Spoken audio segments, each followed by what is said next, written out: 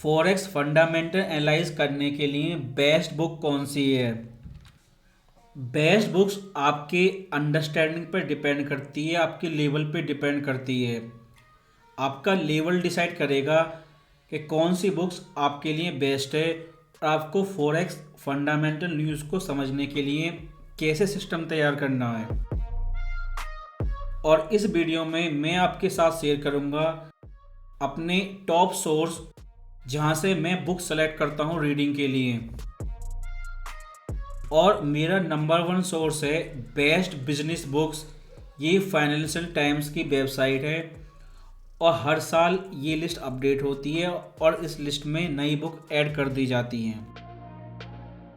अगर इस लिस्ट के बॉटम पे जाएं तो ये बुक लिस्ट 2005 से है और आपको स्टार्टिंग की बुक नहीं पढ़नी, लेकिन जो बुक्स मुझे लगता है बेस्ट हैं और उनमें क्या खासियत है वो आपको पढ़नी है। इस लिस्ट में पहली मेरी फेवरेट बुक है world is flat. World economic forum globalisation के एंड को डिक्लेयर कर चुका है और ये क्या था, इसकी शुरुआत कैसे हुई और इंडियंस के लिए इस चीज़ का जानना बहुत ज़्यादा ज़रूरी है।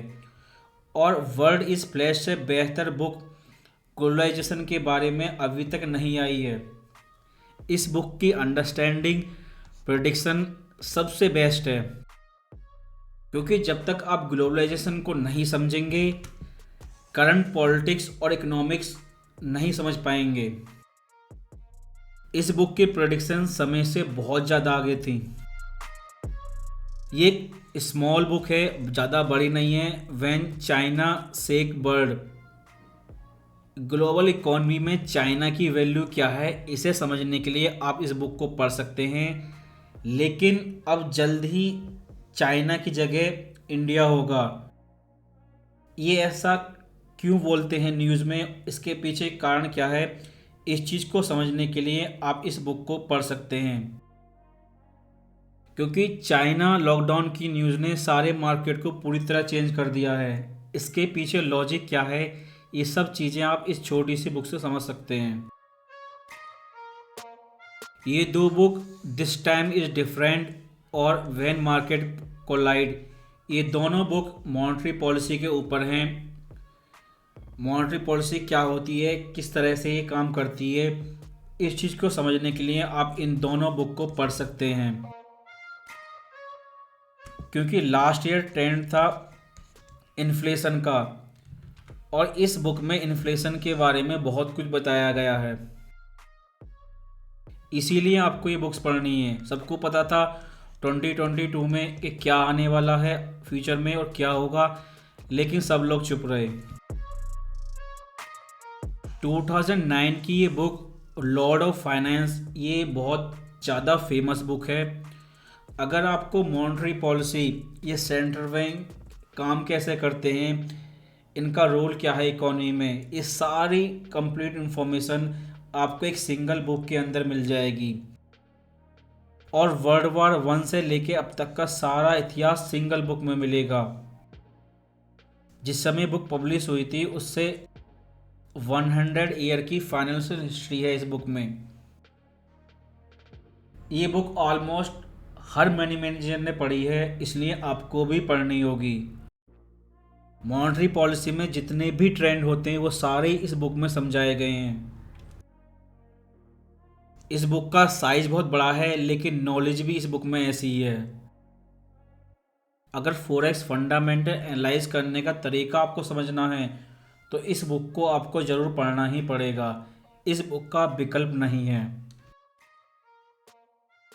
Fault lines written by Raghuram Rajan, ये नाइस बुक है क्योंकि इमर्जिंग मार्केट, जिसे साधारण व्यक्ति पुअर कंट्री के नाम से जानता है, उन देश की इकॉनमी किस तरह से काम करती है, इस बुक में बड़े अच्छे से समझाया गया है। बहुत सारे इकोनॉमिक ट्रेंड होते हैं जो अलग अलग कंट्री फॉलो करती हैं, उन सबको एक साथ आप समझ सकते हैं। Poor economics by Abhijit Banerjee, ये बुक मॉनेटरी पॉलिसी के ऊपर नहीं है, लेकिन एक साधारण व्यक्ति के जीवन में मॉनेटरी पॉलिसी का, इकोनॉमिक्स का क्या रोल होता है, उसे समझने के लिए आप इस बुक को पढ़ सकते हैं। अच्छी बात इस बुक की ये है कि इसमें आपको इंडिया के एग्जाम्पल मिलेंगे जो आप अपनी आंखों से देखते हैं, इसलिए हो सकता है ये बुक आपको अच्छे से समझ में आए। जिस उत्तर प्रदेश को आप आंखों से देखते हो वो एग्जाम्पल आपको डिटेल में समझाए गए हैं, क्योंकि बाकी सारी बुकें अमेरिकन राइटर ने लिखी हैं, उसमें एग्जाम्पल भी विदेश के हैं, लेकिन आपको इंडिया वाले एग्जाम्पल चाहिए। और ये बुक एग्जॉर्बिटेंट प्रिविलेज ये डॉलर के ऊपर है, कैसे डॉलर धीरे धीरे कलेप्स हो रहा है, और ये मॉनेटरी पॉलिसी का सबसे बड़ा ट्रेंड है। पहले ब्रिटेन की करेंसी रिजर्व करेंसी थी, इस समय डॉलर अमेरिका की करेंसी रिजर्व करेंसी है, लेकिन डॉलर का ये रिजर्व करेंसी स्टेटस 2009 से बहुत तेज़ी के साथ बदल रहा है। और ये ट्रेंड क्या है इसे आप इस छोटी सी बुक में समझ सकते हैं। ब्रेकआउट नेशन ये बुक रुचिर शर्मा द्वारा लिखी गई है, बहुत अच्छी बुक है। हम साधारण पुअर कंट्री बोलते हैं, लेकिन ये इकोनॉमिस्ट उसे इमर्जिंग मार्केट इकोनॉमी बोलते हैं। इन देशों की इकोनॉमी कैसे काम करती है, 1950 के समय क्या ट्रेंड था, 1990 के समय क्या ट्रेंड था, और एक नया ट्रेंड जो कोरोना वायरस लॉकडाउन के बाद से स्टार्ट हुआ है, उन सब चीज़ों को समझने के लिए इस बुक को पढ़ना ज़रूरी है। और राइटर के लेटेस्ट इंटरव्यू हमेशा न्यूज़ पे आते हैं, अगर आप इस बुक को पढ़ते हैं तो उनके लेटेस्ट इंटरव्यू आसानी से समझ सकते हैं। व्हाई नेशन फेल ये मोस्ट पॉपुलर बुक है। कुछ कंट्रियां सुपर पावर बन गई और कुछ सुपर पावर कंट्रियां पुअर हो गई, और कुछ कंट्रियां आज भी वहीं हैं। ये ऐसा क्यों होता है, सुपर पावर कंट्री ऐसा क्या यूनिक करती हैं, और जो कंट्रियां आज भी पुअर हैं वो ऐसी कौन सी गलतियां कर रही हैं, ये सारी चीज़ें इस सिंगल बुक में समझाई गई हैं। इसलिए ये बुक बहुत ज़्यादा फेमस है। किस तरह मंत्री लोग अपने इंटरेस्ट के लिए, वोट बैंक के लिए इकोनॉमी को डिस्ट्रॉय करते हैं, और लॉन्ग टर्म में वो देश बैंकरप्ट हो जाता है। क्योंकि पिछले साल आपने 2020 में देखा, केवल डॉलर स्ट्रांग होने की वजह से श्रीलंका जैसे देश बैंकरप्ट हो गए। और ये ऐसा पहली बार नहीं हुआ है, ना ही ये आखिरी बार है। पास्ट में ऐसा कई बार हुआ है और ऐसा फ्यूचर में भी होता रहेगा। लेकिन इस बुक में ऐसे बहुत सारे एग्जाम्पल हैं जिसके ज़रिए आप इन चीज़ों को समझ सकते हैं, क्योंकि इस समय ये पैटर्न चल रहा है यूनाइटेड स्टेट पर, और ये स्लोली हो रहा है स्लो मोशन में। और ये स्टार्ट हुआ था 1971 में। 50 साल का समय हो चुका है, और अगले 50 साल बाद यानी कि जब उस इवेंट को 100 ईयर हो जाएंगे, पॉसिबल है अमेरिका उस समय सुपर पावर स्टेटस खो चुका होगा।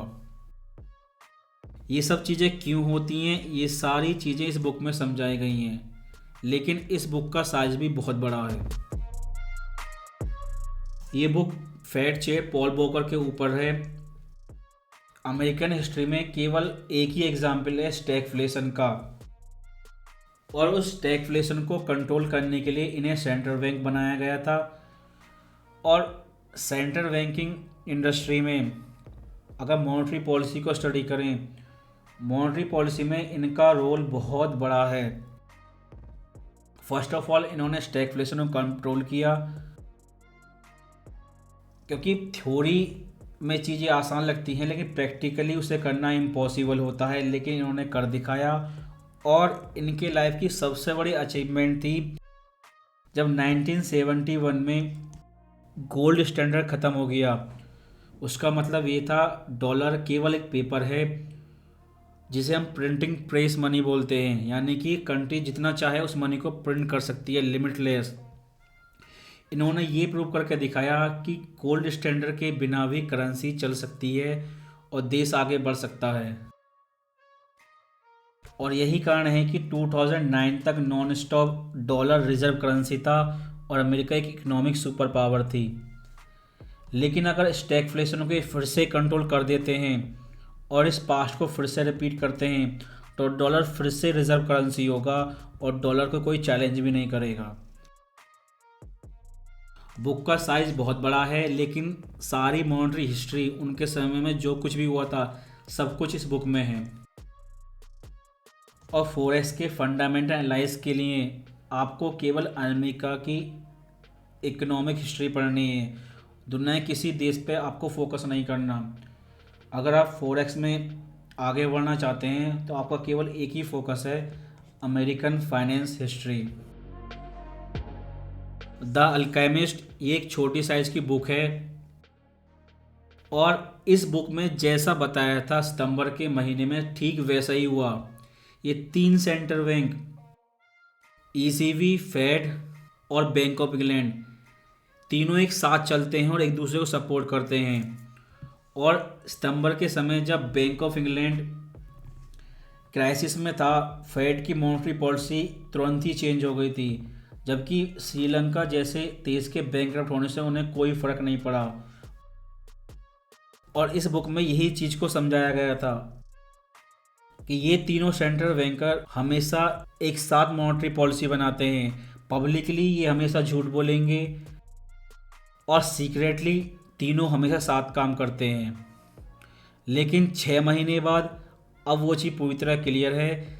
जिस समय Bank of England bond market crisis आई थी, ठीक उस समय ही फेड की मॉनेटरी पॉलिसी चेंज हुई थी। सितंबर में जो हुआ वो नया नहीं था, लास्ट टाइम जो हुआ उसको इस बुक में डिटेल में समझाया गया है। जीडीपी ये बहुत छोटी बुक है, जीडीपी के बारे में है। अगर जीडीपी की बायोग्राफी पढ़नी है तो आप इस बुक को पढ़ सकते हैं। बिल्कुल जीरो से करंट हिस्ट्री तक सब कुछ बताया गया है। जीडीपी की शुरुआत कैसे हुई थी, किस देश ने इसे इन्वेंट किया था, इसके पीछे लॉजिक क्या है, और दुनिया के सारे देशों की पॉलिटिक्स इस जीडीपी पर ही डिपेंड करती है। क्योंकि इस साल 2023 रिसेशन है और रिसेशन में जीडीपी नंबर का एक बहुत बड़ा रोल होता है। इसलिए जीडीपी को समझने के लिए आप इस बुक को पढ़ सकते हैं। जीडीपी चाहे किसी भी देश की हो, लेकिन कंसेप्ट सेम ही होता है। कैपिटल बाय थॉमस पिकेटी ये इस समय की मोस्ट पॉपुलर बुक है। अगर आपने इस बुक को नहीं पढ़ा तो कुछ भी नहीं पढ़ा। स्पेकुलेशन है कि आने वाले समय में थॉमस पिकेटी को नोबेल प्राइज़ मिल जाए, लेकिन नोबेल प्राइज़ मिलने से ही पहले ये किताब मोस्ट पॉपुलर है। इस किताब का साइज़ बहुत ज़्यादा बड़ा है। बिगिनर ट्रेडर इस बुक को कंप्लीट नहीं पढ़ सकते, लेकिन एक बार पढ़ना जरूर चाहिए। क्योंकि अल्टीमेटली जितनी मॉनेटरी पॉलिसी होती हैं जो करंट में काम कर रही हैं, जो 2024 में बनाई जाएंगी, उन सबका अल्टीमेट रोल सिर्फ एक ही है, गरीब लोगों को अमीर बनाना और अमीर लोगों से वेल्थ को लेकर गरीब लोगों में बांटना। और ये ट्रेंड बहुत लंबे समय से चल रहा है और ये ट्रेंड क्या है, कैसे काम करता है, बहुत अच्छे से बुक में बताया गया है। Rise and fall of American growth, इस बुक के बारे में मैंने काफ़ी पढ़ा है। ये भी काफ़ी फेमस बुक है। इस बुक में अमेरिकन ग्रोथ के बारे में बहुत डिटेल से समझाया गया है। ये बुक मैंने अभी नहीं पढ़ी, लेकिन इस साल इस बुक को मैं पढ़ूंगा। इस बुक का भी साइज़ काफ़ी बड़ा है, लेकिन इन्फॉर्मेशन बहुत है। इस साल 2023 रिसेशन है। रिसेशन का मतलब ये होता है कि ग्रोथ को सेंट्रल बैंक जानबूझकर कम करते हैं। ये जादू से नहीं होता, ये सेंट्रल प्लानिंग के जरिए किया जाता है। लेकिन 2024 में अपोजिट होगा। यही सेंट्रल बैंक चाहेंगे कि ग्रोथ बढ़े, जैसा कि इन्होंने 2022 में किया था। इकॉनमी की ग्रोथ काम कैसे करती है, उसके लिए ये बुक बेस्ट हो सकती है। द मैन हु न्यू, ये बुक बहुत फेमस है, एलन ग्रीनस्पान के ऊपर है। जब पॉल वॉकर ने स्टैगफ्लेशन को कंप्लीट कर दिया, जब इन्फ्लेशन कंट्रोल हो गई, और सबसे इम्पोर्टेंट चीज़ उन्होंने ये प्रूव करके दिखा दिया कि डॉलर गोल्ड के बैकअप के बिना भी चल सकता है। और सारी दुनिया ने ये एक्सेप्ट कर लिया कि डॉलर के पीछे अगर गोल्ड ना भी हो तो भी उसे रिजर्व करेंसी के रूप में एक्सेप्ट करेंगे। लेकिन शर्त ये थी कि ये सारे सेंट्रल बैंक कभी डॉलर प्रिंट नहीं करेंगे। और एलन ग्रीनस्पान के कंप्लीट टेन्योर में यही चीज़ थी, क्योंकि पॉल वोकर ने सिस्टम बनाया और सिस्टम बना के वो ऑफिस से चले गए। लेकिन एलन ग्रीनस्पान के टाइम में केवल एक ही चीज़ थी, उस सिस्टम को फॉलो किया गया। लेकिन जब ये ऑफिस से गए तो अपने समय का सबसे बड़ा बबल क्रिएट करके गए थे, और इनकी फेलियर की वजह से ही 2009 में सब कुछ बदल गया और यूएस गवर्नमेंट ने वो रूल तोड़ दिया और मनी प्रिंट करना शुरू कर दिया।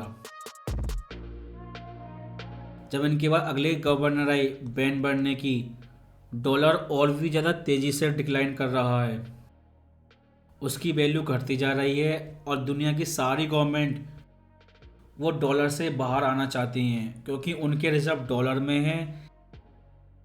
लेकिन कोरोना वायरस लॉकडाउन के समय जब क्राइसिस आई थी, ये चीज़ फिर से रिपीट हुई। पहले इन्होंने 2009 में करा, फिर 2020 में करा, अब नेक्स्ट ईयर 2024 में करेंगे। लेकिन चाइना जैसी कंट्री इस चीज़ को जानती है और वो 2009 से नॉन स्टॉप इस चीज़ की तैयारी कर रहे हैं, और 2024 के लिए चाइना वेट नहीं करेगा। और रसिया ऑलरेडी अनाउंस कर चुका है कि वो डॉलर में रिजर्व होल्ड नहीं करेंगे। इस सारे ट्रेंड को समझने के लिए आपको ये पढ़ना होगा कि एलन ग्रीनस्पान के टाइम में क्या हुआ था। इनका बहुत लंबा कार्यकाल है और इस समय जो कुछ भी आप न्यूज़ में पढ़ते हैं, जैसे कि सॉफ्ट लैंडिंग, इन्फ्लेशन टारगेट, ये सारी चीज़ें आप इस बुक में समझ सकते हैं। इन वर्ड का मीनिंग क्या है। फॉरेक्स में आपको केवल अमेरिकन हिस्ट्री को पढ़ना है और उसमें भी एलन ग्रीनस्पान और पॉल वोकर, केवल ये दो सेंट्रल बैंकर आपने पढ़ लिए तो आपका होमवर्क 90% कंप्लीट है। फैक्टफुलनेस, इस बुक को मैंने पढ़ा था। अगर आप ऑर्डिनरी पर्सन हैं, ऑर्डिनरी पर्सन जिसकी लाइफ मंथली सैलरी पर डिपेंड करती है, अगर सैलरी बंद हो जाए तो उसकी लाइफ रुक जाएगी, ऐसे लोग इकोनॉमिक्स को समझना चाहते हैं लेकिन इकोनॉमिक बैकग्राउंड से नहीं है, स्कूल में या कॉलेज में इकोनॉमिक्स नहीं थी, तो इस बुक को पढ़ सकते हैं। बेस्ट थिंग इस बुक की ये है कि इस बुक में काफ़ी सारे ऐसे एग्जाम्पल हैं जो रियल लाइफ में आपको देखने को मिलेंगे। तो 24 आवर में अपने घर में और अपने दोस्तों के घर में आप चेक कर सकते हैं, क्योंकि इकोनॉमिक्स को आप रियल लाइफ एग्जाम्पल से ही समझ सकते हैं। और राइटर की जर्नी, उनकी कंप्लीट लाइफ हिस्ट्री भी इस बुक में है। जब आप पढ़ेंगे तो आप समझ पाएंगे कि एक साधारण व्यक्ति की लाइफ में इकोनॉमिक्स का कितना बड़ा रोल है। आप इकोनॉमिक्स को इग्नोर नहीं कर सकते। वैल्यू ऑफ एवरीथिंग, ये बुक भी काफ़ी बड़े साइज़ की है, लेकिन इस बुक में इकोनॉमिक्स बहुत ज़्यादा हाई लेवल की है। जीरो से शुरुआत किया है, जब इकोनॉमिक्स अपने आप में कंसेप्ट भी नहीं था। लोग केवल ट्राई कर रहे थे ये समझने के लिए कि दुनिया चलती कैसी है, समाज काम कैसे करता है। और एडम स्मिथ से पहले काफ़ी लोगों ने ट्राई किया।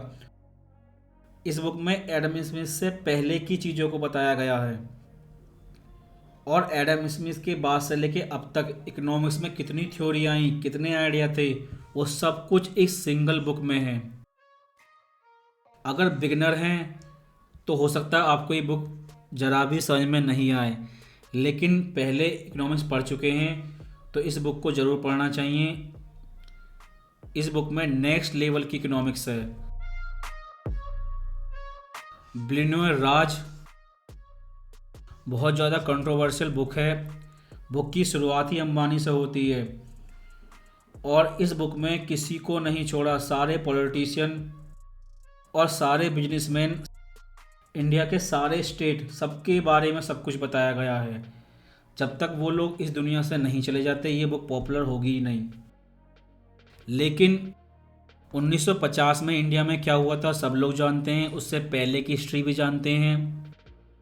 लेकिन 1950 से लेके 1992 तक एक पैटर्न था, एक ट्रेंड था। लेकिन 1992 के बाद वो ट्रेंड बदला और वो ट्रेंड अभी भी है। और इस समय हम 2023 में हैं, ये ट्रेंड अब रिवर्स ऑर्डर में जा रहा है। वो ट्रेंड क्या था, स्कूलों में जो बुक्स आप पढ़ते हैं उसमें वो कंसेप्ट मिसिंग है। स्कूल में ग्लोबलाइजेशन के बारे में बताया ही नहीं गया। लेकिन इस बुक में ग्लोबलाइजेशन जीरो से लेके 1992 में जब इंडियन गवर्नमेंट ने अनाउंसमेंट की थी, और ये बुक 2018 में पब्लिश हुई थी। 2018 तक आपको कंप्लीट इन्फॉर्मेशन मिलेगी। इंडियंस को ये बुक ज़रूर पढ़नी चाहिए। जब तक आप ग्लोबलाइजेशन नहीं समझेंगे आज के समय में आप आगे नहीं बढ़ सकते। चाहे आप प्राइवेट नौकरी करें या अपना कोई व्यापार करें या ट्रेडिंग करें, ग्लोबलाइजेशन को समझे बिना आप आगे नहीं बढ़ सकते।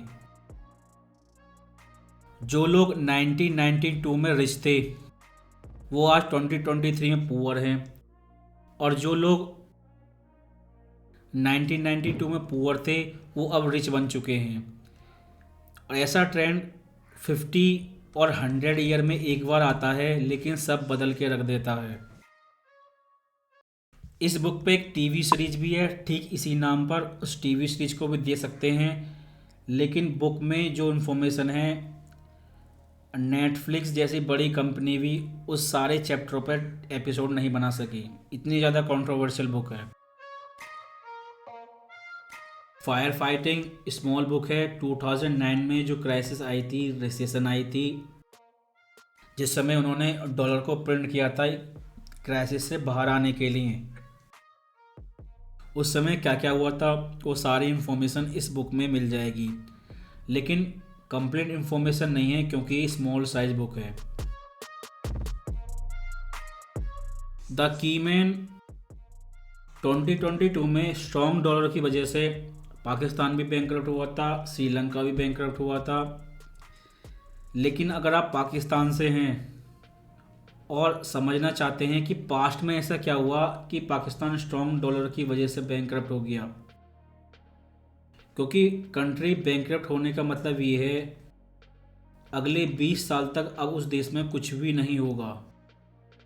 अगर आप लकी भी हुए और सब कुछ ठीक भी हो जाता है, अच्छे पॉलिसी मेकर आप भी जाते हैं, तब भी उस कंडीशन में 10 साल से पहले कुछ भी नहीं होने वाला। आपको केवल गरीबी में ही जीना होगा। लेकिन ये चीज़ें स्ट्रॉन्ग डॉलर की वजह से नहीं हुई, और भी सारे कारण थे। चीज़ें 2019 में पहले ही रॉन्ग डायरेक्शन में जा रही थी, और वो सारी चीज़ें आप इस किताब से समझ सकते हैं।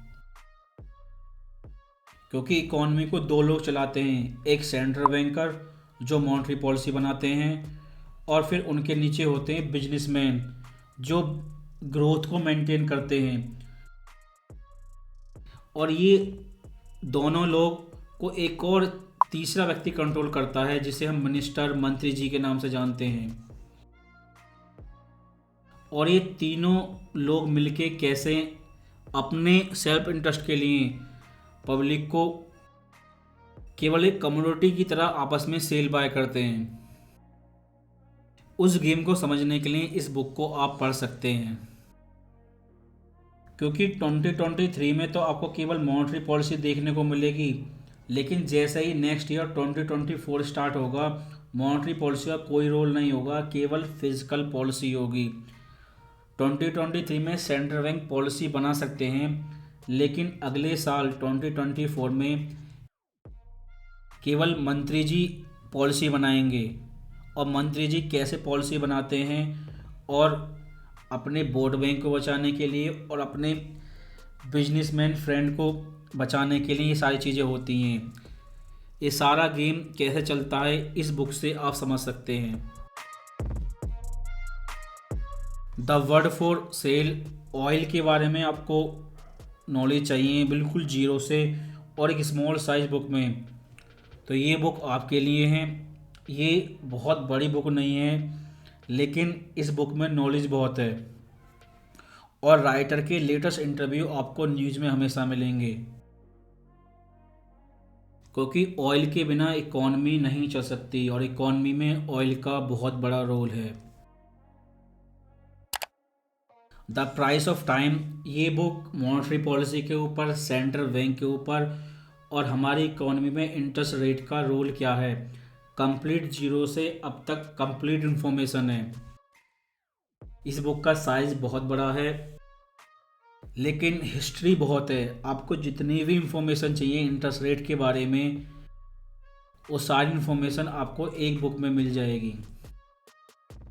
2009 में जब इंटरेस्ट रेट जीरो गई थी, उससे पहले क्या माइंडसेट थे सेंट्रल बैंकों के और अब माइंडसेट क्या है, वो सारी इंफॉर्मेशन इस बुक में है। ये बुक 2022 की है, लेटेस्ट है। और इंटरेस्ट रेट का ट्रेंड क्या है पिछले 300 सालों से, वो सब इस बुक में मिल जाएगा आपको। क्योंकि जब 2009 में इंटरेस्ट रेट जीरो करी थी और QE स्टार्ट करी थी, इन्फ्लेशन नहीं आई थी और इसी ओवर कॉन्फिडेंस की वजह से सारे सेंट्रल बैंकों ने मिलकर ये चीज़ फिर से रिपीट करी, क्योंकि वो ओवर कॉन्फिडेंस में थे पुराने माइंडसेट में कि इंटरेस्ट रेट जीरो भी जा सकती है और मनी प्रिंट भी कर सकते हैं, लेकिन इन्फ्लेशन नहीं आएगी। लेकिन ये चीज़ अब प्रूव हो चुकी है और सबका भ्रम टूट चुका है। लेकिन इम्पोर्टेंट थिंग ये है, 2023 में रिसेशन तो होगी, लेकिन नेक्स्ट ईयर 2024 में जब रिसेशन को ख़त्म करने के लिए पॉलिसी स्टार्ट होंगी, तो सेंट्रल बैंकर के पास वो कॉन्फिडेंस नहीं होगा जो 2020 में था लॉकडाउन के समय। वो 0% इंटरेस्ट रेट ले जाने से पहले सोचेंगे और QE स्टार्ट करने से पहले भी सोचेंगे। इसलिए 2025 में ग्रोथ जैसा कि आपने 2021 में देखा था, वो आपको कभी देखने को नहीं मिलेगी। डिसऑर्डर स्मॉल साइज बुक है जियो पॉलिटिक्स के बारे में, कि दुनिया के सारे देश आपस में हमेशा क्यों लड़ते रहते हैं, केवल बॉर्डर को लेकर, या तो बॉर्डर के ऊपर या फिर नेचुरल रिसोर्स जैसे कि ऑयल।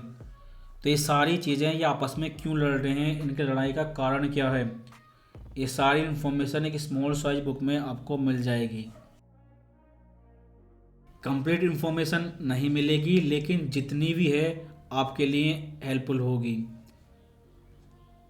क्योंकि 2022 में स्टार्टिंग में जब यूक्रेन इन्वेजन हुआ था, वो एक जियोपॉलिटिकल रिस्क था और जिन लोगों को पता ही नहीं है ये हो क्या रहा है, उन लोगों को समझ में नहीं आ रहा था न्यूज़ का मतलब क्या है। Rise and fall of new liberal order, ये बुक लास्ट ईयर पब्लिश हुई थी। ये बुक पॉलिटिक्स के बारे में है और आपको अमेरिकन पॉलिटिक्स की कंप्लीट इन्फॉर्मेशन इस बुक में मिल जाएगी।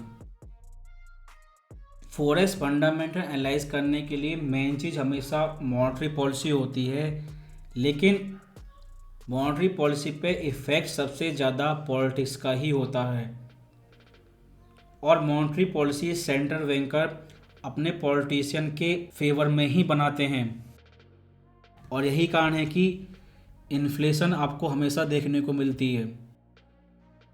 इस बुक में बहुत ज़्यादा पॉलिटिक्स है। वर्ल्ड वॉर 1 से लेके अब तक की सारी पॉलिटिक्स इस बुक के अंदर है।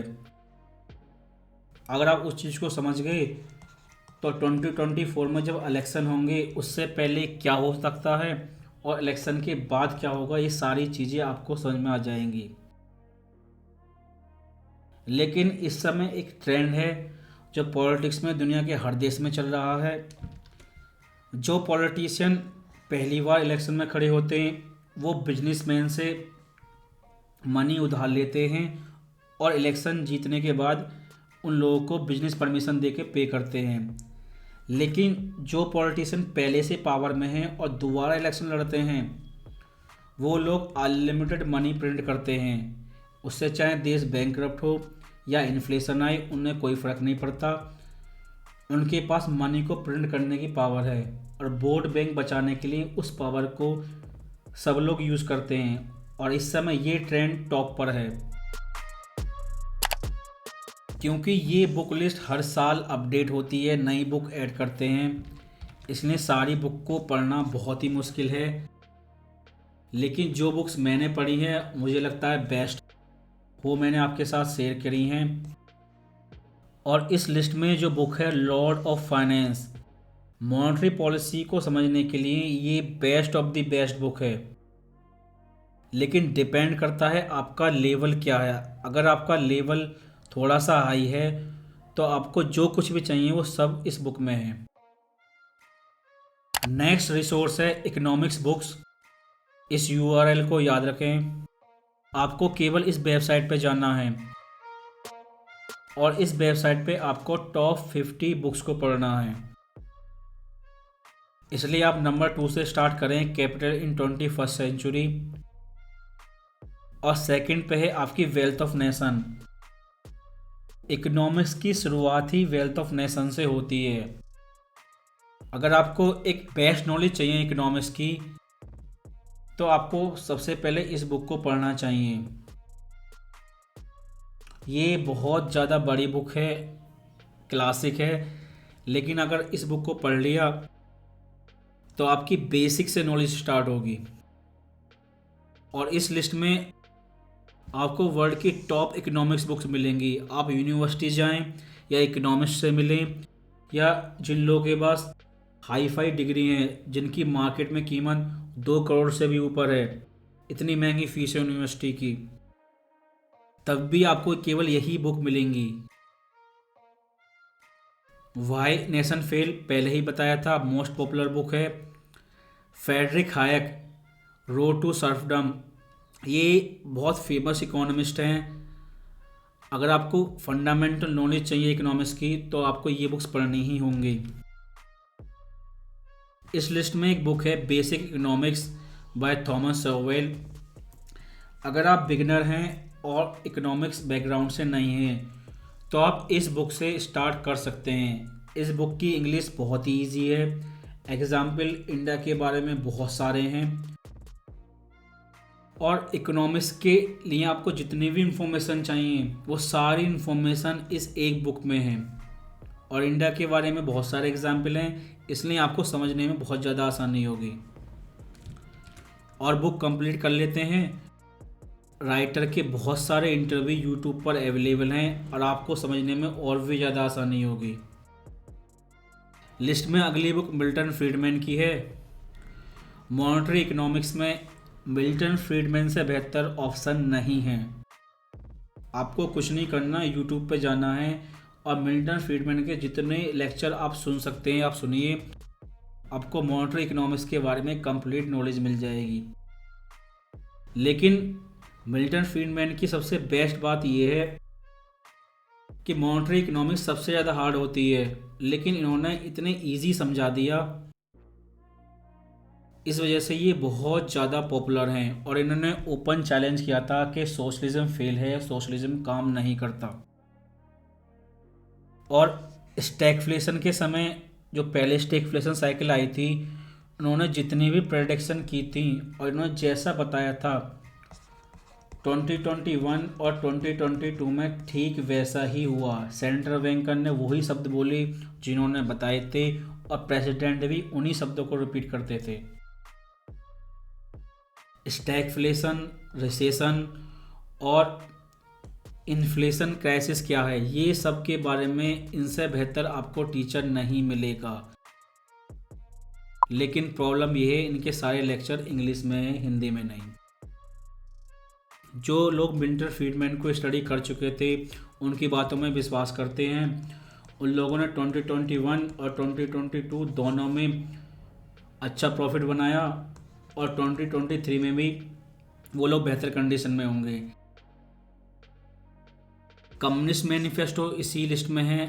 बहुत छोटी बुक है, अमेजन पे आपको ये किताब 70 रुपये में मिल जाएगी और 2 घंटे में आप इस किताब को फिनिश कर सकते हैं।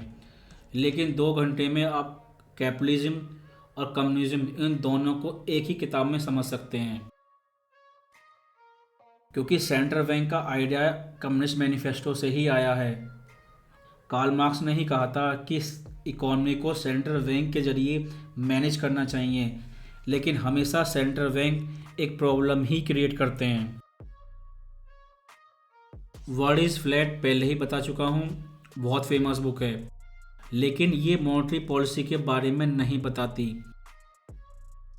क्योंकि पिछले 30 साल का जो ट्रेंड था वो ग्लोबलाइजेशन का था और उसकी एक फिक्स मॉनेटरी पॉलिसी थी जो पिछले 30 साल से रिपीट हो रही थी। लेकिन अब ग्लोबलाइजेशन भी ख़त्म हो चुका है, इसलिए वो 30 साल पुरानी मॉनेटरी पॉलिसी भी ख़त्म हो चुकी है और लोग इसलिए कंफ्यूज हैं, उन्हें पता ही नहीं करना क्या है, क्योंकि वो पिछले 30 साल से केवल एक ही पैटर्न को फॉलो कर रहे थे। दास कैपिटल, जैसा कि टेलीग्राम चैनल में और इंग्लिश वाली वीडियो में बताया था, 3 book, number 1 Atlas shrug, second book है दास कैपिटल। ये इस साल मैं इन 2 किताबों को पढ़ूंगा।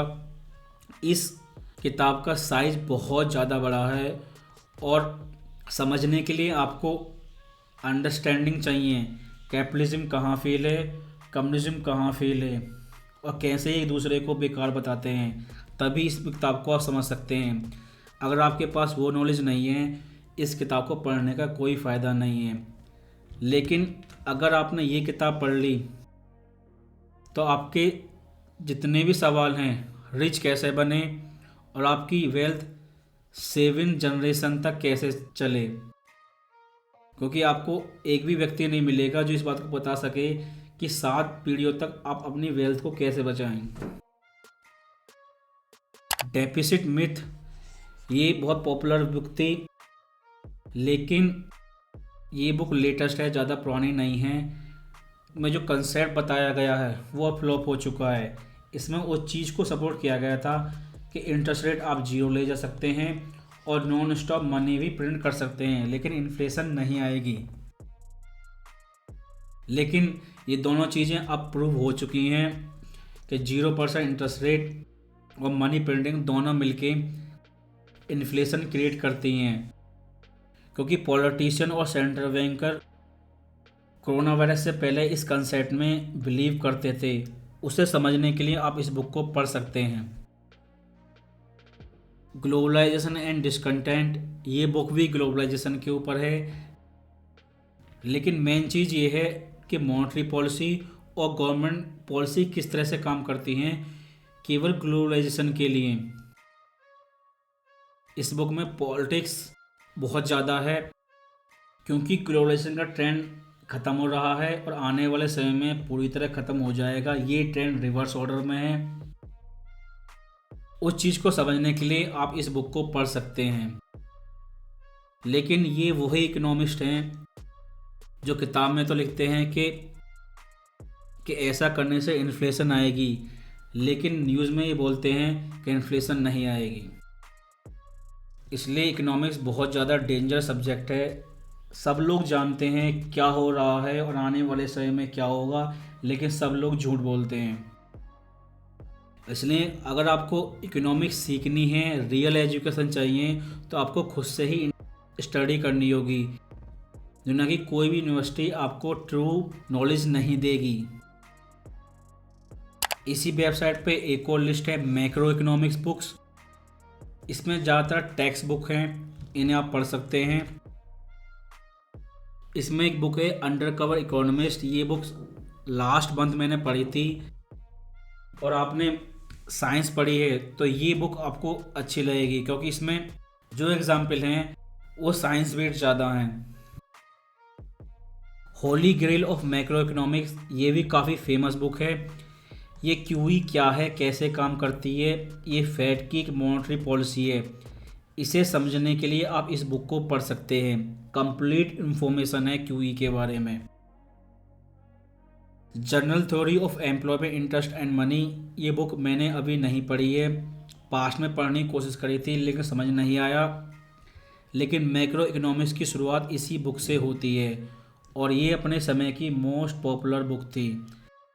लेकिन जब पॉलिसी मेकर को ये समझ में आ गया कि ये बुक प्रैक्टिकली काम नहीं करती, एक लेवल पर आके फेल हो जाती है, तब इस बुक की पॉपुलैरिटी कम हो गई। इकोनॉमिक्स इन वन लेसन बहुत फेमस बुक है, बहुत छोटी सी बुक है।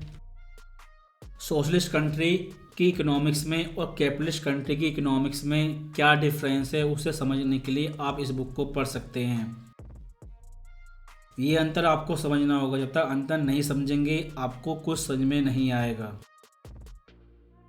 Principal for dealing with changing world order, ये लेटेस्ट बुक है रे डालियो की, कि कैसे कंट्री एक सुपर पावर बनती है और वापस फिर से एक पुअर कंट्री बन जाती है। ये ट्रेंड क्या होता है, कंप्लीट ट्रेंड के बारे में इंफॉर्मेशन आपको इस बुक में मिलेगी। पहले ब्रिटेन सुपर पावर था, फिर अमेरिका सुपर पावर बना, लेकिन अमेरिका के बाद अगली सुपर पावर कौन होगी, चाइना या इंडिया, ये सारी चीज़ें आप इस बुक से समझ सकते हैं। क्रीचर ऑफ जैक आइलैंड, ये बुक पूरी तरह मॉनेटरी पॉलिसी के ऊपर है। इसमें मेन ट्रेंड होता है इन्फ्लेशन और करेंसी को डिवेस करने का। वो कंसेप्ट बहुत ही बेहतर तरीके से समझाया गया है इस बुक में। और अमेरिका आज़ाद होने से अब तक का कंप्लीट ट्रेंड इस बुक के अंदर है। अगर ये दो बुक, लॉर्ड ऑफ फाइनेंस और क्रीचर ऑफ जैक आइलैंड, अगर ये दो बुक आपने पढ़ ली तो मॉनेटरी पॉलिसी का सारा गेम आपको समझ में आ जाएगा। लेकिन इन दो बुक का साइज बहुत बड़ा है। ये रिसोर्स मैंने आपको बता दिए, ये वर्ल्ड के टॉप रिसोर्स हैं, आप इन्हें फॉलो कर सकते हैं। और जो भी नई बुक मैं पढ़ूंगा वो फिनिश करने के बाद गुड रीड प्रोफाइल पे आप चेक कर सकते हैं। करंटली मैंने अभी कम्युनिस्ट मैनिफेस्टो फिनिश किया है, वो यहाँ ऑलरेडी ऐड है।